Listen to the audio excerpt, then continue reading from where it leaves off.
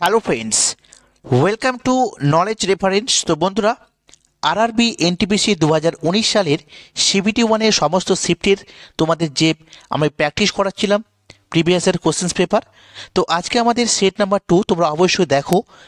আশা করি তোমাদের আপকামিং যে সিবিটি ওয়ান পরীক্ষা হবে 2025-এ এনটিপিসির, তার জন্য কিন্তু প্রচুরভাবে হেল্প করবে। কারণ এখানে শুধু প্রিভিয়াসের কোশ্চেন নয়, তার সাথে রিলেটেড যে সমস্ত কোশ্চেনগুলো পরীক্ষায় বারবার এসেছে সেগুলো কিন্তু কভার করা রয়েছে। তো অবশ্যই দেখো, আশা করি হেল্পফুল হবে। তো চলো দেখো, আজকের প্রথম কোশ্চেন কি রয়েছে। কেন্দ্রীয় আলু গবেষণা কেন্দ্র কোথায় অবস্থিত? সেন্ট্রাল পটাটো রিসার্চ ইনস্টিটিউট বা কেন্দ্রীয় আলু গবেষণা কেন্দ্র, এটা অবস্থিত হিমাচল প্রদেশের সিমলাতে। ঠিক আছে, এর সাথে তোমরা মনে রাখবে ভারতীয় কৃষি গবেষণা কেন্দ্র অবস্থিত নিউ দিল্লিতে। কেন্দ্রীয় আখ গবেষণা কেন্দ্র রয়েছে তামিলনাড়ুর কোয়েম্বাটুরে। কেন্দ্রীয় চিনি গবেষণা কেন্দ্র রয়েছে উত্তরপ্রদেশের কানপুরে। কেন্দ্রীয় তামাক গবেষণা কেন্দ্র রয়েছে অন্ধ্রপ্রদেশের রাজামুন্দ্রিতে। কেন্দ্রীয় কার্পাস গবেষণা কেন্দ্র রয়েছে মহারাষ্ট্রের নাগপুরে। প্রত্যেকটা কিন্তু ইম্পর্টেন্ট। ঠিক আছে, নেক্সট দেখো, ইন্টারন্যাশনাল কোর্ট অফ জাস্টিসের হেডকোয়ার্টার কোথায় রয়েছে? ইন্টারন্যাশনাল কোর্ট অফ জাস্টিস অর্থাৎ যে আন্তর্জাতিক বিচারালয় রয়েছে তার হেডকোয়ার্টার অবস্থিত নেদারল্যান্ডের দ্য হেগে। ঠিক আছে, কত সালে স্থাপিত হয়? 1945 সালে স্থাপিত হয় ইন্টারন্যাশনাল কোর্ট অফ জাস্টিস। বর্তমানে এর প্রধান রয়েছেন নওয়াব সালাম। ঠিক আছে, প্রথম ভারতীয় সভাপতি। ঠিক আছে, কোথাকার? ইন্টারন্যাশনাল কোর্ট অফ জাস্টিসের প্রথম ভারতীয় সভাপতি কে হয়েছিলেন? তো নগেন্দ্র সিং, মনে রাখবে। ঠিক আছে, নেক্সট দেখো, দক্ষিণ আফ্রিকার দুটি ল্যান্ডলকড কান্ট্রির উদাহরণ। মানে দক্ষিণ আফ্রিকাতে যতগুলো দেশ রয়েছে তার মধ্যে ল্যান্ডলক কান্ট্রি হচ্ছে প্যারাগুয়ে এবং বলিভিয়া। মনে রাখবে, এই বলিভিয়া, প্যারাগুয়ে এবং দক্ষিণ আফ্রিকার সম্পর্কে সংক্ষিপ্ত পরিচয় জেনে নেব। যেমন প্যারাগুয়ের রাজধানীর নাম হচ্ছে আসুনসিওন। ঠিক আছে, আর প্যারাগুয়ের মুদ্রার নাম হচ্ছে গুয়ারানি। ঠিক আছে, বলিভিয়ার রাজধানীর নাম সুক্রে, আর বলিভিয়ার মুদ্রার নাম হচ্ছে বলিভিয়ানো। এগুলো দেখে রাখবে। পরীক্ষায় যেটা এসেছে সেটা হচ্ছে দক্ষিণ আফ্রিকার মুদ্রার নাম কি? র্যান্ড। ঠিক আছে, র্যান্ড বা জার। তো র্যান্ডটা অপশানে থাকে বেশি। দক্ষিণ আফ্রিকার মুদ্রার নাম হচ্ছে র্যান্ড। আর দক্ষিণ আফ্রিকার যদি তোমাকে রাজধানী বলে তাহলে হবে কোপেনহেগেন, সরি হচ্ছে কেপটাউন। ঠিক আছে, কেপটাউন বা প্রিটোরিয়া। এখানে দুটো রয়েছে কেন? কারণ একটা প্রশাসনিক বিভাগের জন্য রয়েছে, সেটা হচ্ছে প্রিটোরিয়া, আর বাকিটা হচ্ছে কেপটাউন হচ্ছে সাধারণত। ঠিক আছে, বাকি কাজগুলো কেপটাউন থেকে করা হয়, আর যেটা প্রশাসনিক বিভাগ রয়েছে তার যে সদর সেটা হচ্ছে প্রিটোরিয়া। ওই জন্য দুটোই পড়বে। তো কেপটাউনটা সবচেয়ে বেশি আসে অপশানে, দেখবে থাকলে আসবে কেপটাউন। ঠিক আছে, তো অবশ্যই এগুলো দেখে নেবে। পরবর্তী দেখব, ইউনাইটেড নেশনস সেক্রেটারি কাউন্সিলের স্থায়ী সদস্য দেশ নয় কোনটি? তো সদস্য দেশ নয় কোনটি এটা জানতে গেলে তোমাকে জানতে হবে যে স্থায়ী সদস্য দেশ কোনগুলো। তাহলে ইউনাইটেড নেশনস সেক্রেটারি কাউন্সিলের স্থায়ী সদস্যগুলোর মধ্যে রয়েছে চীন, ফ্রান্স, রাশিয়া, ইউএস এবং ইউকে। এগুলো হচ্ছে স্থায়ী সদস্য অর্থাৎ পার্মানেন্ট মেম্বার। আর অপশানে ছিল জাপান, যেটা কিন্তু হবে না। ঠিক আছে, স্থায়ী সদস্য দেশ নয়, অস্থায়ী। ঠিক আছে, টেম্পোরারি। আচ্ছা, এর হেডকোয়ার্টার কোথায় রয়েছে? ইউনাইটেড নেশন সিকিউরিটি কাউন্সিলের নিউ ইয়র্কে রয়েছে। ঠিক আছে, গঠন কত সালে হয়? 24শে অক্টোবর 1945 সালে ইউনাইটেড নেশন সিকিউরিটি কাউন্সিল কিন্তু গঠিত হয়েছিল। অবশ্যই পড়বে। নেক্সট দেখো, মহাত্মা গান্ধী ডান্ডি মার্চ করেছিলেন সবরমতী থেকে ডান্ডি পর্যন্ত। তো কোশ্চেন হচ্ছে এই ডান্ডি গুজরাটের কোন জেলায় অবস্থিত? তো সঠিক উত্তর হবে নবসারী জেলা। ঠিক আছে, গুজরাটের নবসারী জেলা থেকে কিন্তু তিনি ডান্ডি মার্চ শুরু করেছিলেন। ঠিক আছে, আর এ প্রসঙ্গে বলি 12ই মার্চ 1930 সালে শুরু হয় আর 6 এপ্রিল 1930 পর্যন্ত চলে। টোটাল 24 দিনের এই পথযাত্রা ছিল। 78 জন সদস্য মিলে এই পথযাত্রা শুরু হয়। সবরমতী থেকে ডান্ডি 387 কিলোমিটার বা 240 আচ্ছা, এটা 240 কিমি না, এটা মাইল হবে, ঠিক আছে। 240 মাইল বা 387 কিলোমিটার এই যে পথ 78 জন সদস্য মিলে 24 দিন ধরে, ঠিক আছে, যাত্রা করেছিলেন পায়ে হেঁটে 1930-এর 12ই মার্চ থেকে 1930-এর 6ই এপ্রিল পর্যন্ত, ঠিক আছে, ডান্ডি মার্চ, ঠিক আছে, মনে রাখবে। পরবর্তী দেখো, ভারতের প্রথম সেমি হাই স্পিড ট্রেন যার নাম বন্দে ভারত এক্সপ্রেস কোথায় প্রথম চলে? তো নিউ দিল্লি থেকে বানারসি পর্যন্ত চলে, জাংশন পর্যন্ত, ঠিক আছে। নিউ দিল্লি থেকে বানারসি জাংশন পর্যন্ত চলে ভারতের প্রথম বন্দে ভারত এক্সপ্রেস। এই প্রসঙ্গে বলি, বন্দে ভারত এক্সপ্রেসের প্রথম ভারতীয় মহিলা লোকো পাইলটের নাম হচ্ছে সুরেখা যাদব, ঠিক আছে, ইম্পর্টেন্ট, মনে রাখবে। বর্তমানে রেলমন্ত্রী কে রয়েছেন? অশ্বিনী বৈষ্ণব। বর্তমানে সিইও এবং চেয়ারম্যান রয়েছেন রেলওয়ে বোর্ডের কে? সতীশ কুমার, ঠিক আছে, মনে রাখবে। পরবর্তী কোশ্চেন দেখব, বিমস্টেকের সদস্য দেশ নয় কোনটি? তো বিমস্টেকের টোটাল 60টি সদস্য দেশ রয়েছে: ভারত, ভুটান, বাংলাদেশ, মায়ানমার, থাইল্যান্ড, নেপাল এবং শ্রীলঙ্কা। তাহলে মালদ্বীপ কিন্তু সঠিক উত্তর হবে, কারণ মালদ্বীপ সদস্য দেশ নয়। 1997 সালের 6 জুন এই বিমস্টেকের গঠন হয়, যার হেডকোয়ার্টার রয়েছে বাংলাদেশের ঢাকাতে। আর এই বিমস্টেকের সম্পূর্ণ নাম যদি বলা হয় বে of Bengal initiative on multi sectoral technical and economic corporation, ঠিক আছে। এগুলো কিন্তু বিমস্টেক সম্পর্কে জেনে রাখবে। এবার দেখো পরবর্তী কোশ্চেন, সুকন্যা সমৃদ্ধি যোজনা কি? সুকন্যা সমৃদ্ধি যোজনাটা হচ্ছে একটি মেয়ে শিশুর জন্য তাদের সুবিধার জন্য একটি সরকার সমর্থিত ক্ষুদ্র সঞ্চয় প্রকল্প, অর্থাৎ সেভিং অ্যাকাউন্ট করা হবে, যেখানে একটি মেয়ের যদি তার বয়স 10 বছরের বেশি হয় তখন থেকে সরকার প্রবর্তিত একটি অ্যাকাউন্ট দেওয়া হবে, যে ব্যাংকে টাকা রাখতে পারবে। আর সেই টাকাটা 21 বছর হওয়া না পর্যন্ত জমা থাকবে ব্যাংকে, এবং সেখানে ব্যাংক যে সুদ দিবে সরকারের তরফ থেকে সেই অ্যাকাউন্টে, সেটা কিন্তু প্রায় 8%-এর বেশি থাকবে, ঠিক আছে, এই সুকন্যা সমৃদ্ধি যোজনাতে। এর মূল উদ্দেশ্য হচ্ছে শিক্ষার হার বাড়ানো, ঠিক আছে। অর্থাৎ আমাদের দেশে প্রচুর নারী আছে, অর্থাৎ শিশু কন্যা রয়েছে, যারা কিন্তু বাল্যবিবাহ হয়ে যায়, আর্থিক কারণে পড়াশোনা করতে পারে না। এই জন্য কিন্তু তাদেরকে সংগঠন করার জন্য, তাদের আর্থিক দারিদ্রতা দূর করা এবং তাদের বিবাহের সময় কিছু টাকা প্রদান করে সাহায্য করার জন্য কিন্তু এই প্রকল্প। তো এখান থেকে কিন্তু প্রচুর কোশ্চেন আসে, সুকন্যা সমৃদ্ধি যোজনা পড়বে। আর মূলত এটি বেটি বাঁচাও বেটি পড়াও যে প্রকল্প রয়েছে তার একটি বিশেষ অংশ, ঠিক আছে। আচ্ছা, আরেকটা বলে দিই, এটা 2015 সালে কিন্তু চালু হয়েছিল। সুকন্যা সমৃদ্ধি যোজনা কত সালে? 2015 সালে। এবার দেখো, গ্লোবাল ক্লাইমেট চেঞ্জ অ্যালায়েন্স এটি কোন সংস্থার উদ্যোগ? গ্লোবাল ক্লাইমেট চেঞ্জ অ্যালায়েন্স এটি হচ্ছে ইউরোপিয়ান ইউনিয়নের একটি উদ্যোগ। এই ইউরোপিয়ান ইউনিয়নের সদর দপ্তর অবস্থিত বেলজিয়ামের ব্রাসেলসে, ঠিক আছে, মনে রাখবে। নেক্সট দেখো, ইয়েন কোন দেশের মুদ্রা? তো ইয়েন হচ্ছে জাপানের মুদ্রা। জাপানের রাজধানীর নাম হচ্ছে টোকিও। এর সাথে মনে রাখি, চীনের মুদ্রার নাম কি? ইউয়ান বা রেন মিনবি, ঠিক আছে, এটা দন্তন্য হবে, ইউয়ান বা রেন মিনবি, ঠিক আছে। দুটোই আসে পরীক্ষাতে, ইউয়ানও দেয়, রেন মিনবিও দেয়, তো ভালো করে দুটোই মনে রাখবে। এবার দেখো, কে সর্বপ্রথম ভারতের গণপরিষদের ধারণা দেন?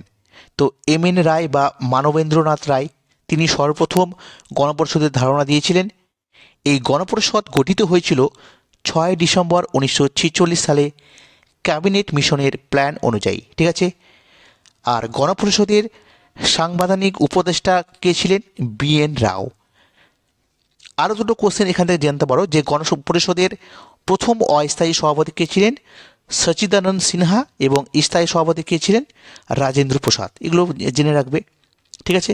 এবার দেখো পরবর্তী, পৃথিবী গ্রহের যে অঞ্চল যেখানে জীব বিদ্যমান বা জীবন বিদ্যমান তাকে কি বলা হয়? তাকে বায়োস্ফিয়ার বলা হয়, ঠিক আছে, পৃথিবী এবং বায়ুমণ্ডল নিয়ে বায়োস্ফিয়ার গঠিত হয়।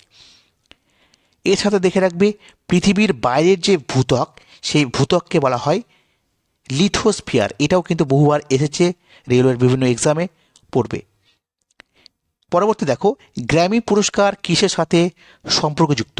গ্র্যামি পুরস্কার, তো এটা হচ্ছে সঙ্গীতের সাথে সংযুক্ত। গ্র্যামি পুরস্কার 1958 সালে, ঠিক আছে, প্রথম এটি প্রবর্তিত হয়েছিল, আর 1959 সাল থেকে এটা প্রদান করা শুরু হয় গ্র্যামি পুরস্কার। 2024 সালে গ্র্যামি পুরস্কার পেয়েছে, সেক্ষেত্রে সেরা অ্যালবাম হয়েছে মিডনাইটস, ঠিক আছে, টেলর সুইফটের লেখা বা তৈরি করা এই যে মিডনাইটস, এটা কিন্তু সেরা অ্যালবাম পেয়েছে। আর সেরা গান হয়েছে what was I made for, ঠিক আছে, দেখে রাখবে, কারেন্ট অ্যাফেয়ার্সের মধ্যে রয়েছে। এবার দেখো, ভারতের জাতীয় আয় কে প্রথম পরিমাপ করেন? তো দাদাভাই নৌরোজি তিনি ভারতের জাতীয় আয় প্রথম পরিমাপ করেন, এবং সেক্ষেত্রে যদি মানটা বলা হয় কত টাকা ছিল, তো সেই সময় ভারতের মাথাপিছু আয় ছিল 20 টাকা, ঠিক আছে। সেই সময়, যে সময় তিনি এই জাতীয় আয় পরিমাপ করেন, সেই সময় কত ছিল? মাত্র 20 টাকা।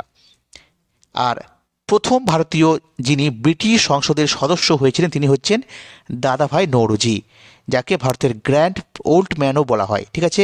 পড়বে, প্রত্যেকটা কিন্তু প্রিভিয়াস ইয়ারে আসা কোশ্চেন, ফালতু কোনো কোশ্চেন নেই।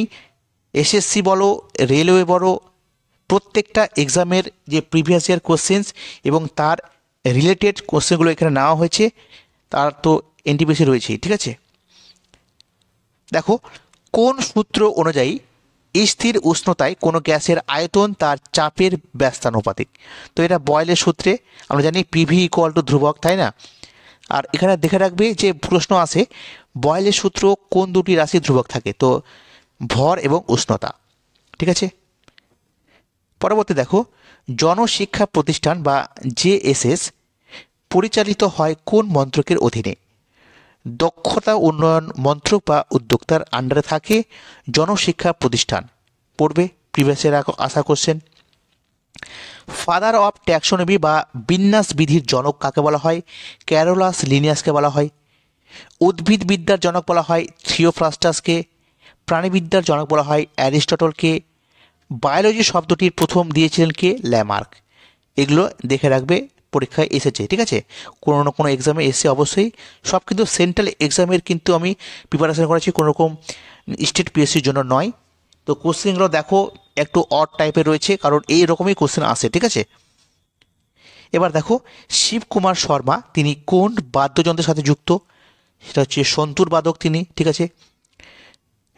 সন্তুর বাদক শিবকুমার শর্মা সম্পর্কে বিশেষ কিছু তথ্য জানতে হবে, যেমন 1986 সালে তিনি সঙ্গীত নাটক একাডেমি পুরস্কার পেয়েছিলেন। এটিও কিন্তু প্রিভিয়াসের আসা কোশ্চেন। শিবকুমার শর্মা তিনি সঙ্গীত নাটক একাডেমি পেয়েছিলেন 1998 সালে। দেখবে যে সমস্ত বাদ্যকাররা বিভিন্ন পুরস্কার পায় তাদের নামটাই কিন্তু বেশি গুরুত্বপূর্ণ হয়ে ওঠে, ওই জন্য শিবকুমার শর্মার নাম খুবই গুরুত্বপূর্ণ সন্তুর বাদক রূপে। আর 1991 সালে ভারতের চতুর্থ সর্বোচ্চ বেসামরিক পুরস্কার পদ্মশ্রী তিনি পান, এবং 2001 সালে ভারতের তৃতীয় সর্বোচ্চ বেসামরিক পুরস্কার যার নাম পদ্মভূষণ তিনি কিন্তু পেয়েছিলেন, ঠিক আছে। ভালো করে সালগুলো দেখে রাখবে কোন সালে তিনি কোন পুরস্কার পেয়েছিলেন। এবার দেখো, নিচের কোনটি রক্ত সংবহন তন্ত্রের সাথে সম্পর্কিত নয়? বৃহদান্ত্র, রক্ত, ধমনী, হৃৎপিণ্ড, এগুলো অপশন ছিল।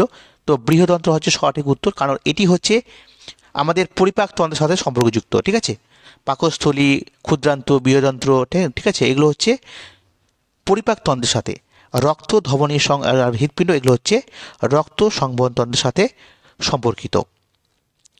পরবর্তী কোশ্চেন দেখব, লাইকেন, ঠিক আছে, এটা লাইকেন হবে, লাইকোন হয়ে গেছে।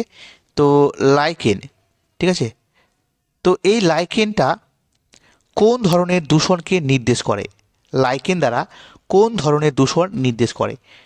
তো এটা মনে রাখবে, বায়ু দূষণকে নিয়ন্ত্রণ করে, ঠিক আছে, বা নির্দেশ করে। খুব দারুণ একটা বিষয়। দেখবে দেখবে যদি পরিবেশ দূষিত হয় সেই স্থানে কিন্তু লাইকেন জন্মাতে পারে না। কেন? কারণ বায়ু দূষণ এর মূল উৎস হচ্ছে সালফার ডাই অক্সাইড, একটি উপাদান। তো সালফার ডাই অক্সাইড থাকার ফলে লাইকেনের বৃদ্ধি কিন্তু হয় না, ঠিক আছে, লাইকেন বৃদ্ধি হতে পারে না। তো যদি কোনো জায়গায় লাইকেন থাকে এবং তা দেখা গেল যে সেটা আস্তে আস্তে মরে যাচ্ছে, বাড়ছে না, বৃদ্ধি হচ্ছে না, তখন বুঝতে হবে সেইখানে কিন্তু বায়ুটা দূষিত রয়েছে, বা লাইকেন জন্মাচ্ছে না মানে এখানে বায়ু দূষিত রয়েছে। ঠিক আছে, সালফার ডাই অক্সাইড থাকার জন্য কিন্তু এমনটা হয়। এই জন্য লাইকেন দেখে বোঝা যায় সেখানে বায়ু দূষণ আছে কি নেই। ঠিক আছে, তো এর অবশ্যই পড়বে, ইম্পর্টেন্ট, বায়ু দূষণকে নির্দেশ করে। আর লাইকেনটা হচ্ছে কি, ছত্রাক এবং শ্যাওলার একটি সিম্বিওটিক অ্যাসোসিয়েশন বা মিথস্ক্রিয়া, অর্থাৎ ছত্রাক এবং শ্যাওলার মধ্যে যে মিথজীবিত সম্পর্ক রয়েছে এটাই হচ্ছে লাইকেন। ঠিক আছে, নেক্সট দেখো, কোন সংবিধান সংশোধনী অনুযায়ী সংবিধানে মৌলিক কর্তব্যগুলিকে যোগ করা হয়েছিল? তো 42তম সংবিধান সংশোধনী, যা 1976 সালে হয়েছিল। ঠিক আছে, আর এটা বলি, এই 1976 সালের এই 42তম সংবিধানের শুধু এটা নয়, এর সাথে সমাজতন্ত্র এবং ধর্মনিরপেক্ষ এই দুটি শব্দ কিন্তু প্রস্তাবনায় যুক্ত হয়েছিল। তো অবশ্যই মনে রাখবে। ঠিক আছে, ইম্পর্টেন্ট। পরবর্তী কোশ্চেন দেখো, ফায়ার ব্লাইট এই রোগটি কিসের সাথে সম্পর্কযুক্ত? ফায়ার ব্লাইট এটি একটি আপেলের রোগ। এই রোগের ফলে আপেল গাছের পাতাগুলো ফায়ার হয়ে যায়, অর্থাৎ জ্বলে যায়, মরে যায়, এবং আপেলগুলো কিন্তু পুড়ে যায়। ঠিক আছে, তো এটাই হচ্ছে ফায়ার ব্লাইট রোগ, এটা আপেলের হয়ে থাকে। এবার দেখো, ইনফরমেশন টেকনোলজিতে NIU এর ফুল ফর্ম কি? কম্পিউটার থেকে কোশ্চেন দিয়েছে। তো নেটওয়ার্ক ইন্টারফেস ইউনিট। ঠিক আছে, নেটওয়ার্ক ইন্টারফেস ইউনিট। নেক্সট দেখো, ভারতের প্রথম অ্যাটমিক পাওয়ার স্টেশন কত সালে স্থাপন করা হয়? 1969 সালে তৈরি করা হয় অ্যাটমিক পাওয়ার স্টেশন, ভারতের প্রথম, যেটা মহারাষ্ট্রের তারাপুরে অবস্থিত, বা তারাপুর অ্যাটমিক পাওয়ার স্টেশনে বলতে পারো। এবার দেখব উত্তরপ্রদেশে অবস্থিত নারোরা অ্যাটমিক পাওয়ার স্টেশন, যেটা 1991 সালে স্থাপন করা হয়। তামিলনাড়ুতে রয়েছে কুদানকুলাম অ্যাটমিক পাওয়ার স্টেশন, যেটা 1998 সালে স্থাপন করা হয়। কর্ণাটকের কাইগা অ্যাটমিক পাওয়ার স্টেশন, যেটা 2000 সালে স্থাপন করা হয়। প্রত্যেকটা কিন্তু প্রিভিয়াসের আসা কোশ্চেন, অবশ্যই পড়বে। এবার দেখো, কত সালে ISRO Mars orbiter mission launch করেছিল? কত সালে ISRO Mars orbiter mission launch করেছিল? 2013 সালে। এর আগের ক্লাসে তোমাদের ইসরো সম্পর্কে ডিটেলস তোমাদেরকে বলেছি, কি কি কোশ্চেন আসতে পারে ইসরো থেকে, সেটা তোমাদের সামনে আলোচনা করেছি, তোমরা দেখতে পারো। এবার দেখো, পদার্থের পরিমাণ পরিমাপক SI একক কি? মোল। ঠিক আছে, SI এককে দীপন প্রাবল্যের একক হচ্ছে ক্যান্ডেলা, তড়িৎ প্রবাহ মাত্রার একক হচ্ছে অ্যাম্পিয়ার, উষ্ণতার একক কেলভিন। এগুলো কিন্তু বিভিন্ন প্রিভিয়াস ইয়ারে এসেছে। ঠিক আছে, নেক্সট দেখো, পট্টচিত্র কোন রাজ্যের একটি প্রাচীনতম এবং উল্লেখযোগ্য চিত্রকলা? তো পট্টচিত্র ওড়িশার একটি ফেমাস আর্ট। ঠিক আছে, যেমন বিহারের রয়েছে মধুবনী আর্ট, খুব বিখ্যাত। মহারাষ্ট্রের ওয়ারলি পেন্টিং বা ওয়ারলি আর্ট খুব বিখ্যাত। অন্ধ্রপ্রদেশের কালামকারী আর্ট খুবই বিখ্যাত। এগুলো বহুবার পরীক্ষায় রিপিট হয়েছে। ঠিক আছে, আর্ট অ্যান্ড কালচারের কোশ্চেন অবশ্যই ভালো করে পড়ে যাবে। ঠিক আছে, পরবর্তী কোশ্চেন দেখব, খালসা পন্থ কে গঠন করেছিলেন? খালসা পন্থ, তো এই খালসা পন্থ বা খালসা এটা গঠন করেছিলেন গুরু গোবিন্দ সিংহ, যিনি দশম শিখ গুরু ছিলেন। 1699 সালে দশম শিখ গুরু খালসা পন্থ কিন্তু চালু করেছিলেন 1699 সালে। আর এই খালসা পন্থ গঠন সম্পর্কে যে উৎসব পালন করা হয় সেটা মূলত পাঞ্জাবের শিখরা পালন করে থাকে। তো যা বৈশাখী উৎসবের সময় কিন্তু পালন করা হয়, বৈশাখী উৎসবের সঙ্গে পালন করা হয়, অর্থাৎ বৈশাখী উৎসবটাও কিন্তু একটি খালসা প্রতিষ্ঠার সময়ের সাথে সম্পর্কযুক্ত। এবার দেখো, কোন স্মৃতিসৌধটি দিল্লিতে অবস্থিত নয়? অপশান ছিল বুলন্দ দরওয়াজা, আড়াই দরওয়াজা, হুমায়ুন টম্ব, ইন্ডিয়া গেট। সঠিক উত্তর হচ্ছে বুলন্দ দরওয়াজা। এটা কিন্তু দিল্লিতে অবস্থিত নয়। দিল্লিতে কী কী রয়েছে? আড়াই দরওয়াজা রয়েছে, হুমায়ুন টম্ব রয়েছে, ইন্ডিয়া গেট রয়েছে। তাহলে বুলন্দ দরওয়াজা কোথায় রয়েছে? এটা রয়েছে উত্তরপ্রদেশ রাজ্যের ফতেপুর সিক্রিতে। ঠিক আছে, যা বিশ্বের উচ্চতম একটি দরজা, ফতেপুর সিক্রিতে রয়েছে। 1601 খ্রিস্টাব্দে মুঘল বাদশাহ আকবর কিন্তু এটা তৈরি করেছিলেন। কি তৈরি করেছিলেন? বুলন্দ দরওয়াজা। অবশ্যই পূর্বে ইম্পর্টেন্ট রয়েছে। ঠিক আছে, আর এর সাথে দেখে নিব, যেমন কুতুবুদ্দিন আইবক তিনি আলাই দরওয়াজা, ঠিক আছে, না সরি, এটা আলাই দরওয়াজা না, এটা হবে আড়াই দিনকার ঝোপড়া যেটা বলা হয়, ঠিক আছে, আড়াই, হ্যাঁ বলতে পারে একই, যদিও ঠিকই আছে, ঠিক আছে, আমি তো ঠিকই বলেছি, যাই হোক। তাহলে বুলন দরওয়াজা তৈরি করছে আকবর 1601 সালে, ঠিক আছে। আর আলাই দরওয়াজা, যার অপর নাম হচ্ছে আড়াই দিন কি ঝোপড়া, ঠিক আছে, অর্থাৎ এটা আড়াই দিনে তৈরি করা হয়েছিল, যেটা 1199 খ্রিস্টাব্দে কুতুবউদ্দিন আইবক নির্মাণ করেছিলেন। এবং হুমায়ুন টম্ব 1562 সালে হুমায়ুনের পত্নী হামিদা বানু বেগম নির্মাণ করেছিলেন। প্রত্যেকটা পয়েন্ট কিন্তু ইম্পর্টেন্ট, বহুবার এখান থেকে কোশ্চেন এসেছে প্রিভিয়াস ইয়ারে, তোমরা দেখতে পারো এসএসসির এক্সামে এসছে, তো অবশ্যই পড়বে।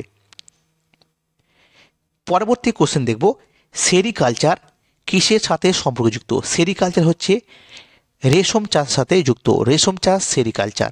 তাহলে পিসিকালচার কিসের সাথে বলো তো? মাছ চাষ। এপিকালচার হচ্ছে মৌমাছি চাষ। ফ্লোরিকালচার ফুল চাষ। ওলেরিকালচার শাকসবজি চাষ। ভিটিকালচার বলা হয় আঙুর চাষকে। প্রন কালচার বলা হয় চিংড়ি চাষকে।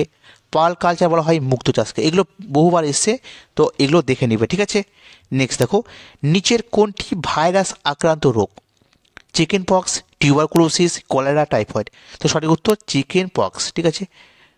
তোমাদের যদি একটা ভিডিও দিব, মানে ভাইরাস সংক্রান্ত রোগ, তারপরে বায়ুদূষিত রোগ, নানা রকম আসে না, কোনটা ব্যাকটেরিয়া ঘটিত রোগ, এই ধরনের কোশ্চেনগুলো আসে, তো আমি একটা ক্লাস দিয়ে দেবো পরে, ঠিক আছে। সম্পূর্ণ ডিটেলসে দিতে পারলাম না, কারণ বহুত বড় হয়ে যাবে। এবার দেখো, প্রার্থনা সমাজ কে প্রতিষ্ঠা করেছিলেন? তো আত্মরাম পাণ্ডুরঙ্গ। কত সালে? 1867 সালে। প্রার্থনা সমাজ বহুবার এসেছে পরীক্ষাতে। তারপরে আর্য সমাজ স্বামী দয়ানন্দ সরস্বতী তিনি গঠন করেন 1875 সালে। এই যে দুটো কোশ্চেন না, দেখবে যে কোনো এক্সাম হোক না কেন, কোনো না কোনো শিফটে আসবেই, প্রার্থনা সমাজ আর আর্য সমাজ, দেখবে কোশ্চেন আসবেই একটা করে। এবার দেখো, কোন মাধ্যমে শব্দ চলাচল করতে পারে না? তোমার রাখবে ভ্যাকিউম, ঠিক আছে। ভ্যাকিউমে কিন্তু কোনো প্রকার শব্দ চলাচল করতে পারে না। আর এই প্রসঙ্গে বলি যে শব্দ কিন্তু কোনো মাধ্যম ছাড়া চলাচল করতে পারে না। যেমন চাঁদে অনেক বিস্ফোরণ ঘটে বা সূর্যের মধ্যে অনেক বিস্ফোরণ ঘটে, আমরা শুনতে পাই কি পাই না, কারণ তার মধ্যে মাঝখানে কিন্তু মানে ব্ল্যাঙ্ক রয়েছে, অর্থাৎ ফাঁকা স্থান রয়েছে, কোনো প্রকার মাধ্যম নেই, ওই জন্য আমরা কিন্তু শুনতে পাই না সেখানকার কোনো বিস্ফোরণ। তো মাধ্যম ছাড়া শব্দ কিন্তু চলাচল করতে পারে না, আর ভ্যাকুয়ামের মধ্যে দিতে কোনোভাবেই পারে না। আর শব্দের গতিবেগ সবচেয়ে বেশি হয় কঠিন মাধ্যমে, তার থেকে কম তরল, তার থেকে কম গ্যাসীয়। তো সবচেয়ে শব্দ ভালো চলাচল করতে পারে কঠিন মাধ্যমে, ওর বেগটা বেশি, আর গ্যাসীয় মাধ্যমে সবচেয়ে কম, ঠিক আছে, পড়বে, ঠিক আছে। তো এই ছিল আজকের ক্লাস। কেমন লাগলো অবশ্যই কমেন্টে জানাও। যদি ভালো লাগে তো অবশ্যই লাইক করবে, শেয়ার করবে, সাবস্ক্রাইব করবে। তোমরা ইউটিউবে প্রচুর ক্লাস পেয়ে যাবে, যদিও সবটি ইংলিশে বা হিন্দিতে।